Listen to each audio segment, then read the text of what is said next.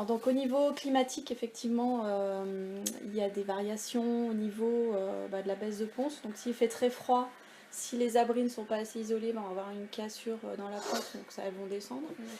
Pareil, l'été, s'il fait très chaud, comme l'année de canicule où on a eu, donc là elles vont boire beaucoup, et s'il fait vraiment très très chaud, du coup on va avoir une baisse de ponte aussi.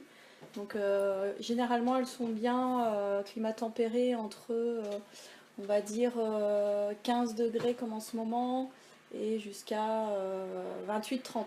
Après, dans l'alimentation, oui, du coup, on peut avoir des problèmes de coquilles. S'il y a un manque de calcium, elles vont être plus fines et on aura tendance à les écraser en les attrapant. Si on a trop, là, elles vont être super dures. Voilà. Alimentation aussi, c'est pas assez riche. Les poules, elles vont baisser en ponte. Oui, l'alimentation. Et puis en plus de ça, pour les nourrir, il faut vraiment être au jour le jour. C'est-à-dire que si on a l'habitude de les nourrir tous les 2 jours, il faut garder tous les 2 jours. Parce que si on fait tous les 3 jours, là, c'est baisse de déréglé. ponte. Ah oui, D'accord. la moindre erreur à ce niveau-là. Et vous leur donnez quoi à manger? On leur donne de la poule pondeuse intégrale en bio. Donc c'est une alimentation qui est faite par Moulin Marion. Et donc il y a tout ce qu'il faut, les vitamines, le calcium.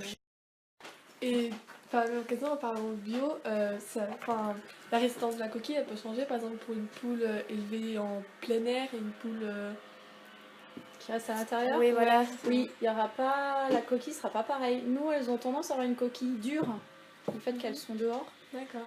Je parlais l'autre jour avec le magasin bio, justement, où eux, ils prennent aussi dans un élevage où elles sortent pas forcément. Et du coup, la coquille est plus fragile quand elles sortent pas. Donc là, elles sortent, elles mangent des légumineuses, elles mangent des vers. En plus, on alterne toujours les terrains, donc elles ont toujours de l'herbe fraîche. Donc du coup, les nôtres ont une tendance à être plus dures, plus résistantes. Ok. Et est-ce que vous avez... on va vous poser la question, est-ce que vous pensez que c'est possible du coup de marcher sur des œufs sans les casser? Tout dépend du poids de la personne. Après, je sais pas, j'ai pas testé personnellement. Et ben on vous recontactera si on a réussi ou pas à le D'accord, faire. pas de soucis, avec grand plaisir.